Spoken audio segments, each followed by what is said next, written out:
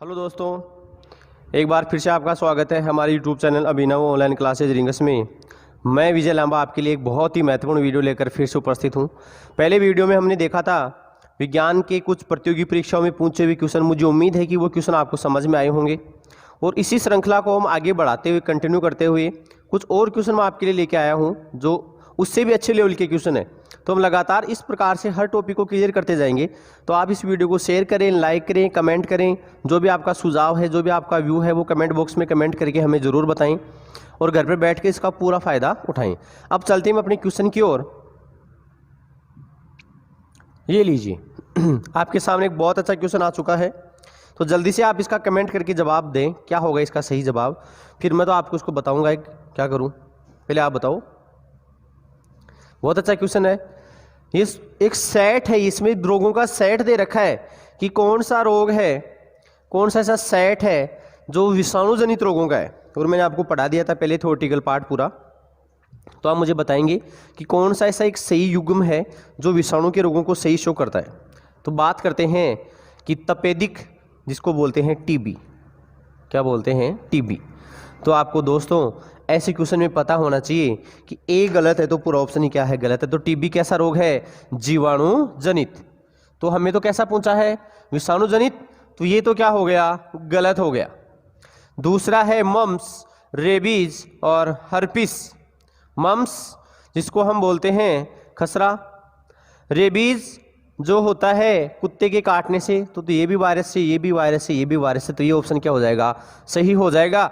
ये तीनों रोग किसको शो कर रहे हैं? ये तीनों रोग शो कर रहे हैं किसको? विषाणु जनित रोगों के सेट को। और थोड़ा बताता हूँ मैं आपको। तपेदिक देखो यहाँ पे आ गया। तो तपेदिक अभी बताया मैंने आपको कैसा रोग है? जीवाणु जनित है, तो ये भी नहीं होगा। और तपेदिक इसमें भी है, तो ये नहीं होंगे। कैंसर होता है, कैंसर एक प्रकार का कैसा रोग है? असंक्रामक रोग है जो असमसूत्री विभाजन के अनियंत्रित होने के कारण उत्पन्न होता है। और पोलियो वायरस से होता है, पोलियोमाइलिटिस जिसको हम बोलते हैं। और टीबी जीवाणु से होता है। कौन से जीवाणु से होता है टीबी? माइकोबैक्टीरियम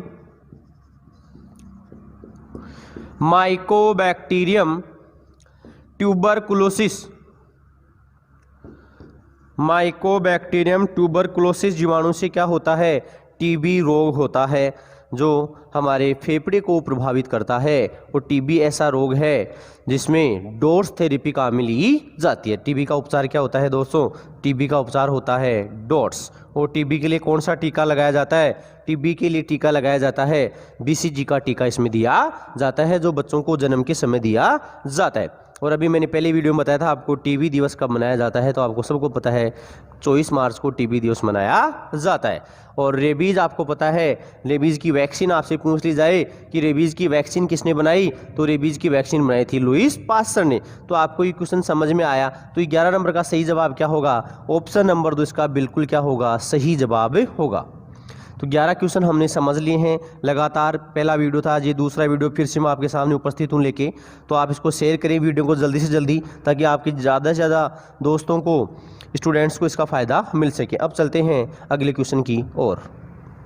ये लीजिए, बहुत अच्छा क्वेश्चन है। देखो, पेनिसिलिन के मैं आपको इतने क्वेश्चन बताऊंगा कि आपने कभी सुने ही नहीं होंगे। पेनिसिलिन क्या है, कैसे आई, क्या है? तो इसमें आपको पूछना चाहता है इसका संश्लेषण निरोधित होता है कि किससे बनाई जाती है। ठीक है, तो पेनिसिलिन देखो किससे बनाई जाती है, बताइए आप मुझे। पहले हम पेनिसिलिन की चर्चा करते हैं। देखो, पेनिसिलिन एक एंटीबायोटिक ड्रग है। मतलब ये एक एंटीबायोटिक दवा है। जैसे आप हॉस्पिटल में जाते हो तो डॉक्टर कहता है आपको 5 दिन एंटीबायोटिक लेनी पड़ेगी, 2 दिन एंटीबायोटिक लेनी पड़ेगी। तो एंटीबायोटिक दवाएं क्या होती हैं? एंटीबायोटिक दवाएं मैं आपको बताऊं, ऐसी दवाइयां जो जीवाणु, कवक, फंगस, प्रोटोजोआ आदि को नष्ट करने का कार्य करती हैं। लेकिन याद रखिए दोस्तों, एंटीबायोटिक दवाइयां वायरस पे कोई काम नहीं करती हैं। वायरस पे एंटीबायोटिक दवाएं कार्य नहीं करती हैं। तो एंटीबायोटिक दवाइयों को हम बोलते हैं प्रतिजैविक औषधि। क्या बोला जाता है इनको? प्रतिजैविक औषधि। फिर अगला क्वेश्चन आपको बताने जा रहा हूं, पेनिसिलिन को किसने खोजा। बहुत अच्छा क्वेश्चन, एलडीसी में पूछा हुआ क्वेश्चन। पेनिसिलिन को किसने खोजा, इसकी खोज की थी अलेक्जेंडर फ्लेमिंग ने। पेनिसिलिन की खोज किसने की, अलेक्जेंडर फ्लेमिंग ने पेनिसिलिन। फिर अगला तीसरा क्वेश्चन, पेनिसिलिन किससे प्राप्त होती है, तो पेनिसिलिन हमें कवक से प्राप्त होती है। पेनिसिलिन किससे प्राप्त होती है, तो पेनिसिलिन कवक से प्राप्त होती है। पेनिसिलिन किससे प्राप्त होती है, पेनिसिलिन कवक से प्राप्त होती है। ठीक है, उसके बाद देखो पेनिसिलिन, आगे बात करें, पेनिसिलिन हमारे शरीर में जो जीवाणु के कारण जो रोग होते हैं उनके उपचार में काम में ली जाती है। तो पेनिसिलिन के बारे में हमने पढ़ा, पेनिसिलिन कवक से प्राप्त होती है। अब कौन से कवक से, ये क्वेश्चन भी देखो एग्जाम में पूछा जाता है। तो कवक का नाम आपके लिए मैं बता रहा हूं, पेनिसिलिन नोटेटम। पेनिसिलिन नोटेटम कवक। पेनिसिलिन नोटेटम कवक से क्या बनती है, पेनिसिलिन बनती है। ठीक है, तो एक प्रकार की क्या है कि ये तो देखो पेनिसिलिन की जानकारी हो गई कि पेनिसिलिन एक एंटीबायोटिक है। ठीक है, और ये अलेक्जेंडर फ्लेमिंग ने बनाई थी। ये हमारे शरीर में जाके जो बैक्टीरिया के जो इन्फेक्शन होते हैं उनको खत्म करने का कार्य करती है। पेनिसिलिन नोटेटम से कवक से ही प्राप्त होती है। तो ये क्वेश्चन देखो क्या पूछ रहा है कि इसका संश्लेषण निरोधित करती है, कि जब इसको आप लोगे, जब आप इसको यूज में लोगे तो कैसे काम करेगी।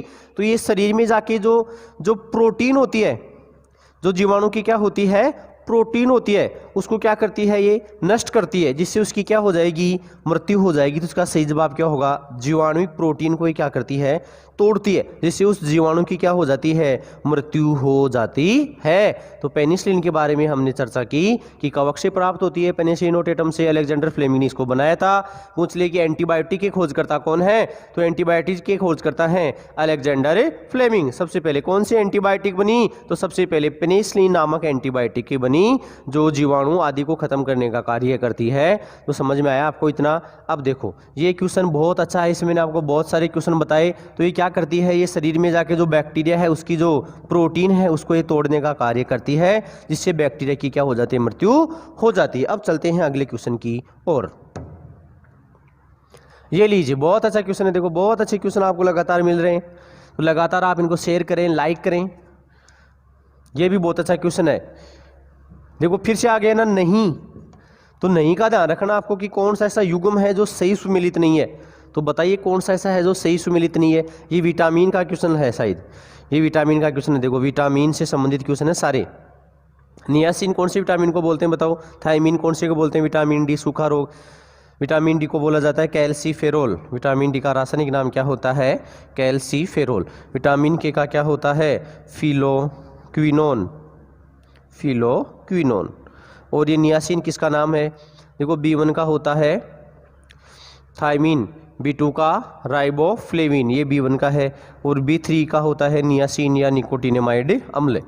ये रासायनिक नाम है। अब देखो B1 की कमी से होता है बेरी, ये बिल्कुल क्या है, सही सेट है, सही सुमेलित है। B3 की कमी से होता है पेलेग्रा, जिसको 4D रोग कहते हैं। प्रश्न आ जाए कि कौन से रोग को 4D रोग कहते हैं। जब हम डिटेल से पढ़ेंगे, पोषक पदार्थ विटामिन पढ़ेंगे, तब आपको पूरा बताऊंगा कि 4D का मतलब क्या है। अभी तो केवल इतना याद रखो कि 4D कौन से रोग को कहते हैं, पेलेग्रा को कहते हैं, जो विटामिन B3 की कमी से होता है। और विटामिन B3 का रासायनिक नाम क्या है, नियासिन या निकोटिनेमाइड अम्ल है। और B1 की कमी से होता है बेरी, B1 की कमी से क्या होता है, बेरी। याद रखना दोस्तों, विटामिन B1 शरीर में भूख बढ़ाता है। हमारी भूख को कौन सा विटामिन बढ़ाता है, B1 बढ़ाता है। और विटामिन डी ऐसा विटामिन जो हार्मोन है, बहुत इंपॉर्टेंट क्वेश्चन, ऐसा कौन सा विटामिन है जो हार्मोन है, तो विटामिन डी क्या है, एक हार्मोन है। और ये एक ऐसा विटामिन है, एकमात्र स्टीरॉयड विटामिन है दोस्तों, एकमात्र कैसा विटामिन है, स्टीरॉयड विटामिन है। तो कौन सा विटामिन स्टीरॉयड है, तो विटामिन डी स्टीरॉयड है। और इसका रासायनिक नाम क्या है, इसका रासायनिक नाम कैल्सीफेरोल है। और शरीर में कैल्शियम के अवशोषण को बढ़ाने का ये कार्य करता है। और इसकी कमी से रोग कौन सा होता है, सूखा रोग, जिसको हम बोलते हैं रिकेट्स। क्या बोलते हैं, रिकेट्स का नाम भी दिया जा सकता है परीक्षा में। विटामिन डी की कमी से होता है रिकेट्स, जिसको बोलते हैं सूखा रोग। ये बच्चों में होता है, वयस्क में होता है ओस्टियोपोरोसिस। कैल्शियम की कमी से हड्डियां बहुत ही कमजोर पड़ जाती हैं और दबाव लगती टूट जाती है। तो ये भी बहुत अच्छा क्वेश्चन है। विटामिन डी सूखा रोग, ये सही सेट है, सही सुमेलित है। अब देखो इसका मतलब जब 3 सही हैं तो गलत कौन सा है, ये है। तो सही जवाब क्या हो जाएगा, विटामिन के हो जाएगा। विटामिन के को बोलते हैं एंटी हेमोरेजिक विटामिन। विटामिन के को क्या बोला जाता है दोस्तों, एंटी हेमोरेजिक विटामिन बोला जाता है। और इसका रासायनिक नाम क्या है, इसका रासायनिक नाम है फिलोक्विनोन है, जो रक्त का थक्का बनाने का कार्य करता है। तो यहाँ पे रक्त का थक्का होता तो ये सही सेट था, लेकिन इसमें तो क्या दे रखा है, बांझपन दे रखा है, जो विटामिन ई से संबंधित है। विटामिन ई की कमी से क्या होता है, बांझपन होता है। तो ये सही सेट नहीं है। हमें यहाँ पे पूछा है कि कौन सा सही सेट नहीं है, तो ये सही सेट है नहीं है। तो सही जवाब क्या हो जाएगा, ऑप्शन नंबर 4। विटामिन जो ई होता है इसको ब्यूटी विटामिन, परीक्षा में क्वेश्चन आ जाए कि सौंदर्य का विटामिन कौन सा है, विटामिन ई है। ये जो हमें ताजा फल हरी सब्जियों से मिलता है, अंकुरित अनाजों से मिलता है, इनको खाने से क्या होता है, विटामिन ई शरीर में जाता है, जिससे हमारी स्किन ग्लो करती है, बाल हेल्दी होते हैं। ठीक है, इसके अलावा जो कॉस्मेटिक प्रोडक्ट्स आते हैं उनमें भी विटामिन के का मिल विटामिन ई का मिल लिया जाता है। विटामिन के क्या करता है, ब्लड क्लोट जो प्रोथ्रोम्बिन थ्रोम्बिन होती है उनको सक्रिय करने का ये कार्य करता है। तो ठीक है, बहुत अच्छा क्वेश्चन था विटामिन का। तो 13 नंबर का सही जवाब क्या हो जाएगा, ऑप्शन नंबर 4। तो कितने क्वेश्चन पढ़ लिए आज की वीडियो में, हमने 3 क्वेश्चनों की चर्चा की है। ये बहुत ही अच्छे क्वेश्चन है सारे, इनकी और डिटेल से चर्चा हम करेंगे जब हम अपनी क्लासेस चलेंगी, उनमें और डिटेल से इसको हम पढ़ने की कोशिश करेंगे, या फिर जब वीडियो बनाएंगे इनका अलग से तब इनको हम और डिटेल से पढ़ेंगे। अभी क्वेश्चन आंसर सेशन है ये। चलते हैं अगले क्वेश्चन की ओर। ये लीजिए, ये भी एक विटामिन का क्वेश्चन आपके लिए बहुत अच्छा क्वेश्चन है। देखो ये रोगों का टॉपिक, हमारा टॉपिक था रोग, तो विटामिन की कमी से भी रोग होते हैं, सभी की यहीं पर चर्चा हो रही है। ये तो मुझे लग रहा है कि बहुत अच्छा क्वेश्चन है अधीनस्थ बोर्ड के एग्जाम के लिए। बिल्कुल आपको ऐसे डिटो क्वेश्चन मिलेंगे, पटवार है, एलडीसी में बिल्कुल डिटो। ऐसे क्वेश्चन में आते हुए भी क्या होता है, कई बार सही कंसंट्रेशन नहीं कर पाने के कारण क्वेश्चन का जवाब क्या हो जाता है, गलत दे बैठते हैं, और 1 नंबर जो प्लस में होना चाहिए था उसकी जगह हम माइनस में और चले जाते हैं। तो आपको बहुत ही सतर्कता से इसका जवाब देना है। देखो क्या कह रहा है क्वेश्चन में, ये युग्म इन पे विचार करना आपको। हाँ तो देखो करो विचार, इधर रख रखे विटामिन और इधर रख रखे इनकी कमी से होने वाले रोग। अब देखो विटामिन सी, विटामिन सी जिसको बोलते हैं एस्कॉर्बिक एसिड, विटामिन सी को क्या बोला जाता है, एस्कॉर्बिक एसिड। ऐसा विटामिन जो दूध और अंडे में नहीं होता है। तो विटामिन सी ऐसा विटामिन है, इसकी कमी से कौन सा रोग होता है, स्कर्वी रोग होता है, जिससे क्या प्रभावित होता है, मसूड़े। मसूड़े में क्या आता है, खून आने लगे जाता है। तो ये बिल्कुल सही सेट है भाई।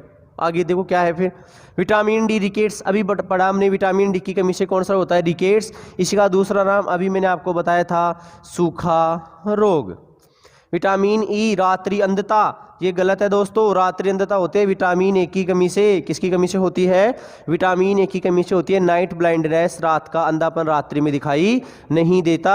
फिर देखो अब क्या कह रहा है, उपयुक्त में से कौन सा सही सुमेलित है। अच्छा, अब आपको इनमें से सिलेक्ट करके बताना है कि कौन से ऐसे हैं जो विटामिन के हिसाब से उसका सही रोग है। तो देखो एक तो पहला सही है, दूसरा भी सही है, तीसरा सही सेट नहीं है।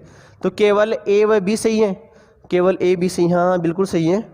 केवल सी सही है ना, गलत है सी। तो ए बी सी तीनों सही है, तीनों सही नहीं है, केवल कौन सा सही है, ए और बी, इनमें से कोई नहीं। तो सही जवाब कौन सा होगा, ऑप्शन नंबर 1 इसका क्या होगा, सही जवाब। आते हुए भी देखो इस क्वेश्चन में टाइम लग गया हमें, क्यों, क्योंकि ये क्वेश्चन थोड़ा लेंथी है। एक ही क्वेश्चन में जब तक आपको 4 नहीं आएंगे तब तक आप सही इसको नहीं कर पाओगे। ठीक है, तो विटामिन वैसे एक इंपॉर्टेंट टॉपिक है, इजी लगता है, लेकिन इसके क्वेश्चन ऐसे बनते हैं तो समझ में नहीं आते। तो आपको फिर से बता रहा हूं मैं, विटामिन सी इसको एस्कॉर्बिक एसिड बोलते हैं, इसकी कमी से कौन सा रोग होता है, स्कर्वी। विटामिन डी रिकेट, सूखा रोग। विटामिन ई रात्रि अंधता, ये गलत है क्योंकि रात्रि अंधता नाइट ब्लाइंडनेस विटामिन ए की कमी से होता है। जो अपना रेटिना होती है उसकी जो कोशिकाएं होती हैं वो इसमें सूख जाती हैं। तो इसका सही जवाब क्या होगा, ऑप्शन नंबर 1 हमारे क्वेश्चन का क्या होगा दोस्तों, सही जवाब होगा। केवल ए और बी ही क्या है, सही सुमेलित हैं। अब चलते हैं दोस्तों अगले क्वेश्चन की ओर। ये लो ये पूछा गया है कि कौन सा एक जीवाणु जनित रोग है। बहुत सीधा क्वेश्चन, बहुत ही सीधा क्वेश्चन है ये तो, आप इसको कर दोगे 2 ही सेकंड में सोल्व। ऐसा कौन सा रोग है जो बैक्टीरिया से होता है? जीवाणु को क्या बोलते हैं? बैक्टीरिया। जीवाणु को क्या बोलते हैं? बैक्टीरिया। देखो हर्पिस वायरस से होता है, हर्पिस सिम्प्लेक्स वायरस से होता है। पोलियो, पोलियो वायरस से होता है। पोलियो किससे होता है? Polio virus. चेचक, चेचक को क्या बोला जाता है दोस्तों? माता बोलते हैं चेचक को। चेचक का टीका मैंने आपको वायरस के रोगों में पढ़ाया था, सबसे पहले बना चेचक होती है बड़ी माता।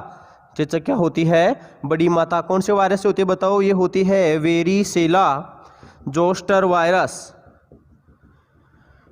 बड़ी माता वेरिसेला जोस्टर से नहीं, variola virus, sorry variola virus से होती है बड़ी माता। वेरिसेला जोस्टर से छोटी माता होती है। टिटनेस, ये लो टिटनेस मैंने आपको पढ़ाया था। टिटनेस होता है जीवाणु से। किससे होता है? जीवाणु से। टिटनेस को बोला जाता है लोकजा। टिटनेस को क्या बोला जाता है? लोकजा और धनुष्टाकार के नाम से भी जाना जाता है। तो ये कैसा रोग है?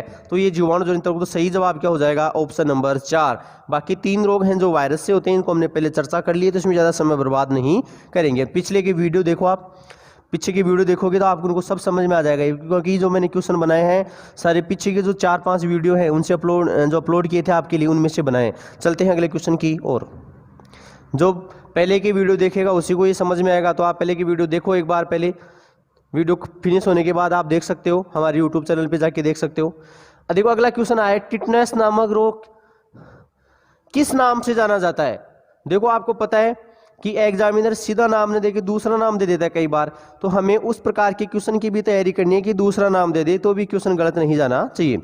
तो आपसे पूछ रखा है इस क्वेश्चन में कि टिटनेस को और किस नाम से जाना जाता है? तो टिटनेस को और देखो गैंग्रीन, गैंग्रीन का मतलब होता है सड़ना गलना।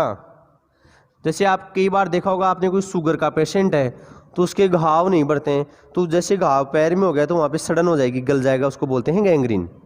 ठीक है। सिंगल्स, लोकजा, काली खांसी। तो इसका सही जवाब अभी मैंने आपको टिटनेस पिछले वाली वीडियो में बताया था, टिटनेस को क्या बोला जाता है? लोकजा। टिटनेस जीवाणु से होता है ना दोस्तों। कौन से जीवाणु से होता है? Clostridium tetani. कौन से जीवाणु से होता है? क्लोस्ट्रीडियम टिटेनी जीवाणु से। टिटनेस किससे होता है? क्लोस्ट्रीडियम टिटेनी जीवाणु के कारण होने वाला क्या है? एक रोग है। ठीक है। और काली खांसी, वूपिंग कफ, काली खांसी को बोलते हैं वूपिंग कफ, परटूसिस, कुकर खांसी, 100 दिन की बीमारी, जो किससे होती है? बैक्टीरिया से होती है। काली खांसी भी किससे होती है दोस्तों? जीवाणु से होती है। लेकिन हमें क्या पूछा है कि टिटनेस का दूसरा नाम क्या है? तो टिटनेस का दूसरा नाम है लोकजा, और तीसरा भी लिख लो धनुष्टाकार। टिटनेस का और नाम क्या होता है? धनुष्टाकार। टिटनेस के लिए पूछे टीका, तो टीका होता है डीपी टीका, टीका डीपी टीका, टीका जो होता है वो टिटनेस, काली खांसी और डिप्थीरिया, 3 रोगों से बचाने में सहायक होता है। कौन सा टीका? डीपी टीका, टीका। और टिटनेस का टीका ही गर्भवती महिलाओं को लगाया जाता है। ठीक है। तो ये क्वेश्चन आपको समझ में आया नहीं आया? मुझे उम्मीद है कि ये क्वेश्चन आपको समझ में आया होगा। अब चलते हैं देखो अगले क्वेश्चन की ओर। लगातार आपके लिए क्वेश्चन अवेलेबल कराए जा रहे हैं, तो आप इनका पूरा फायदा उठाएं। देखो क्वेश्चन नंबर 17 आपके लिए आपकी स्क्रीन पे आ चुका है, ये लीजिए, ये देखो, ये बहुत अच्छा क्वेश्चन है, ये जो आपकी दिमाग की बत्ती जलाएगा। पढ़ो, देखो क्वेश्चन को पहले आप पढ़ो आराम से। क्या क्वेश्चन है, क्या कह रहा है क्वेश्चन? जल्दबाजी नहीं करनी है। निम्नलिखित खतरों पे विचार करो। अच्छा, आपको पहले इनको पढ़ने तभी तो विचार होगा। उष्णकटिबंधीय प्रदेशों में जीका वायरस रोग उच्ची मच्छर से होता है जिससे डेंगू होता है। अब आपको पता होना चाहिए डेंगू कौन सी मच्छर से होता है। मैंने आपको वायरस के रोग पढ़ाए थे, तब बताया था मादा एडीज एजिप्टाई। समझ में आई बात? डेंगू कौन सी मच्छर से होता है? मादा एडीज एजिप्टाई। मादा जो होते हैं वो खतरनाक होते हैं, तो आपको मादाओं से संभल के रहना है। ठीक है। डेंगू जिससे होता है उससे क्या होता है? जीका। बिल्कुल 100% सही है। पहला कथन क्या है? बिल्कुल सही है। जीका वायरस रोग लैंगिक, मैंने बताया था, आपको पढ़ाया था तब, ये कैसा है? एसटीडी है, सेक्सुअली ट्रांसमिटेड डिजीज है। यौन असुरक्षित यौन संपर्क बनाने से क्या होता है? ये रोग एक से रोगी से स्वस्थ व्यक्ति में ट्रांसफर होते हैं। तो ये बिल्कुल सही है, दोनों ही सही है। अब क्या कह रहा है कि इनमें से कौन सा सही है? तो मैंने आपको बताया पहला भी सही है, दूसरा भी सही है। ए व बी दोनों ही क्या हैं? सही हैं। ए व बी दोनों ही क्या हैं? सही हैं। देखो मैंने आपको दोबारा बता रहा हूं, मादा एडीज एजिप्टाई मच्छर 3 रोग फैलाता है, जीका, डेंगू और चिकनगुनिया। इस मादा एडीज एजिप्टाई को टाइगर मॉस्किटो कहते हैं। इसको क्या बोला जाता है? टाइगर मॉस्किटो, इसको क्या कहते हैं दोस्तों? इसको बोलते हैं टाइगर मॉस्किटो। ये खतरनाक मच्छर होता है जो साफ पानी में पनपता है। ये कैसे पानी में पनपता है?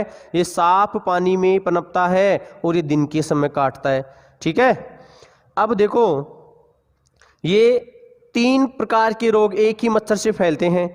तीनों ही कैसे रोग हैं? ये वायरस जनित हैं और मादा एडिस एजिप्टाइस से फैलते हैं। और जीका में मैंने आपको बताया था यदि किसी पॉजिटिव महिला को है तो उसके बच्चे में भी ट्रांसफर होता है। तो कैसा रोग है ये? यौन संपर्क से फैलने वाला क्या है? एक रोग है, मतलब एक प्रकार की एसटीडी है। तो दोनों ही कथन यहाँ पर क्या हैं? सही हैं। अब चलते हैं अगले क्वेश्चन की ओर। तो समझ में आया आपको? आप इसका स्क्रीनशॉट भी ले सकते हो। इसके अलावा हमारी जो वेबसाइट है अभिनव ऑनलाइन क्लासेज, उस पर भी आप विजिट करके इन क्वेश्चनों को प्राप्त कर सकते हो। अब चलते हैं क्वेश्चन नंबर 18 की ओर। ये लो, बहुत अच्छा क्वेश्चन है, पढ़ो। देखो पहले आराम से क्वेश्चन को, क्या कह रहा है क्वेश्चन। इधर मैं भी थोड़ा सा रिलैक्स हो लेता हूँ।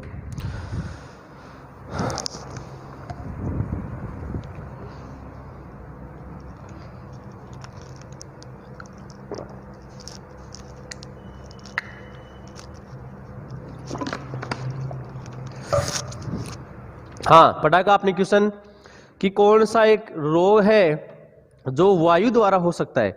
मतलब जब मैंने आपको वायरस के रोग पढ़ाए थे तब मैंने आपको बताया था वायु जनित रोग बताया था क्या, जल जनित रोग, यौन संक्रमित रोग और छूने से होने वाले रोग। तो याद करो, देखो एड्स एक प्रकार की एसटीडी है, यौन संपर्क से फैलती है। घेंगा आयोडीन की कमी से होता है। किसकी कमी से होता है? आयोडीन तत्व जो होता है इसकी कमी से होता है। यहाँ पे थायराइड ग्रंथि में क्या आ जाएगी? सूजन आ जाएगी। उसको हम क्या बोलेंगे? घेंगा, गोइट्रिया, गलगंड। ठीक है, पहाड़ी क्षेत्र में जो देखो, पहाड़ी क्षेत्र में जो लोग रहते हैं ना, वहाँ पर घेंगा रोग ज़्यादा देखा जाता है। और जो समुद्री एरिया में रहते हैं उनमें नहीं देखा जाता है, क्योंकि समुद्री जो उत्पाद होते हैं उनमें आयोडीन की मात्रा क्या होती है? प्रचुर होती है। फिर है डेंगू। तो डेंगू हवा से नहीं फैलता, डेंगू तो मच्छर से फैलता है। अभी बताया था मैंने आपको कौन से मच्छर से फैलता है? मादा एडिस एजिप्टाइस। तो बच गया कौन सा? टीबी। तो टीबी जो ड्रॉपलेट्स होती हैं, जो क्या होती हैं? ड्रॉपलेट्स, जो बोलते समय छोटे छोटे पार्टिकल्स ऐसे मुंह से निकलते हैं, तो वो यदि किसी दूसरे व्यक्ति के शरीर में प्रवेश कर जाएंगे वायु के द्वारा, उसमें क्या फैल जाएगी? टीबी फैल जाएगी। तो टीबी कैसा रोग है? एक वायु जनित रोग है। अक्षमा, देखो टीबी का और भी कई नाम है। तपेदिक, टीबी का और क्या नाम है? तपेदिक। क्षय रोग, कोच रोग, ट्यूबरकुलोसिस और टीबी। गरीबों का रोग, वेरी वेरी इंपॉर्टेंट। गरीबों का रोग किसे कहते हैं?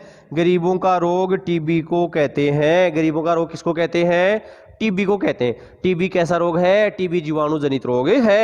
और टीबी का इलाज मैंने आपको कितनी बार बता दिया? टीबी का इलाज है डॉट्स और बीसीजी का टीका। बाकी इनकी डिटेल से चर्चा करेंगे जब हम क्लासे लेंगे, तब उस समय इनकी और फुल फॉर्म डिटेल वगैरह सब पढ़ेंगे। 5 प्रकार के एंटीबायोटिक, रिफाम्पिसिन, आइसोनाइजाइड वगैरह, वो सब इसमें डोट्स थेरेपी में काम में ली जाती हैं। बीसीजी का बेसिलस कालमेट ने बीसीजी का टीका डेवलप किया था।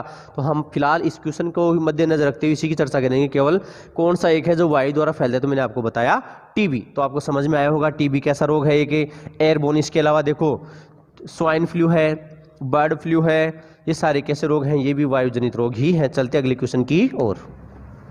ये लीजिए, पीलिया से दुष्प्रभावित होता है। मतलब प्रभावित क्या होता है? पीलिया किसको खराब करता है? अभी थोड़ी देर पहले मैंने आपको बताया था पीलिया में किसको प्रभावित करता है? यकृत।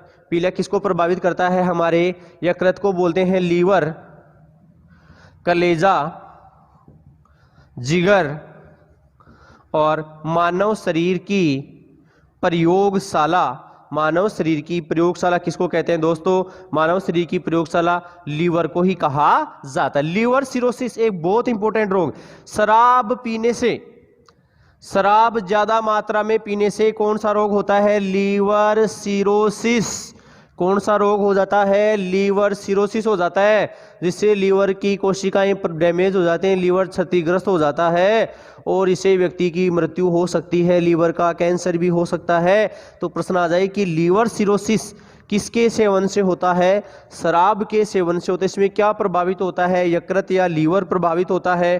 ठीक है। छोटी आंत दोस्तों टाइफाइड में प्रभावित होती है। किसमें प्रभावित होती है? टाइफाइड में। टाइफाइड में जो साल्मोनेला टाइफी जीवाणु है, विडाल टेस्ट, टाइफाइड में टेस्ट पूछे तो विडाल टेस्ट होता है। तो टाइफाइड में क्या प्रभावित होती है? छोटी आंत होती है। अग्नाशय मैंने आपको बताया था अभी शुगर में प्रभावित होता है। आमाशय में देखो HCl अम्ल, प्रश्न आ जाए आमाशय में कौन सा अम्ल होता है? HCl हाइड्रोक्लोरिक अम्ल। और पीलिया हिपेटाइटिस ए, इसी को हम क्या बोलते हैं? हिपेटाइटिस ए। तो इसमें क्या खराब हो जाता है? लीवर खराब हो जाता है। और अभी एक क्वेश्चन और बताया मैंने आपको, लीवर सिरोसिस रोग किसके सेवन से होता है? तो शराब के, एल्कोहल कंजप्शन से ये होता है। और टाइफाइड में क्या प्रभावित होती है? छोटी आंत। तो ये क्वेश्चन आपको समझ में आया होगा। ठीक है। अभी देखो क्वेश्चन, आप वीडियो को शेयर करें, लाइक करें, कमेंट करें। अभी चलते हैं अगले क्वेश्चन की ओर। ये रहा ब्राइटिस रोग। बहुत कम लोगों ने इसका नाम सुना, जानते नहीं क्या है। तो आप बताओ इसका क्या प्रभावित होगा, फिर मैं बताता हूं आपको क्या होता है ब्राइटिस रोग। ब्राइटिस रोग किस बात को प्रभावित करता है? तो बताओ आप जल्दी से कमेंट करके, किस रोग को ब्राइटिस में क्या प्रभावित होता है? ठीक है। गुर्दा, इसका सही जवाब क्या होगा? गुर्दा। अब गुर्दे की चर्चा करते हैं। गुर्दा का मतलब होता है किडनी। गुर्दा का मतलब क्या होता है? किडनी या वर्कक, एक ही नाम है। देखो किडनी किस रोग में प्रभावित होती है? ब्राइटिस में। क्या होता है? इसके अंदर जो ब्लड में जो क्रिएटिनिन होता है, इसका लेवल क्या हो जाता है? बढ़ जाता है। ब्राइटिस रोग में क्या होता है? क्रिएटिनिन का लेवल बढ़ता है। क्रिएटिनिन का लेवल बढ़ने से क्या होता है? क्रिएटिनिन का लेवल बढ़ने से नेफ्रॉन में सूजन आ जाती है। नेफ्रॉन में क्या आ जाती है? सूजन।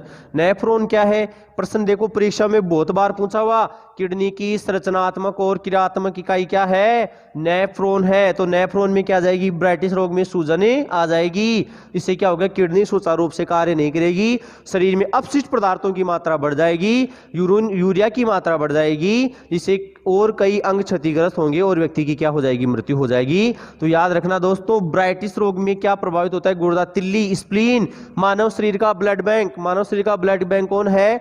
स्प्लीन है। आरबीसी का कब्रिस्तान भी कौन है? स्प्लीन है। बहुत इंपॉर्टेंट क्वेश्चन। हृदय, मानव का हृदय आप जानते हो 4 कोष्ठ होता है, यकृत, लीवर। ठीक है। तो ये और आपके लिए मैं 10 क्वेश्चन, बहुत इंपॉर्टेंट क्वेश्चन लेके आया हूं। ऐसे छोटे छोटे टुकड़ों में हम टॉपिक को पूरा करेंगे। तो मुझे उम्मीद है कि आज का वीडियो आपको समझ में आया होगा। चैनल को सब्सक्राइब करें, लाइक करें, कमेंट करें। Okay, thank you. मिलते हैं नेक्स्ट वीडियो में।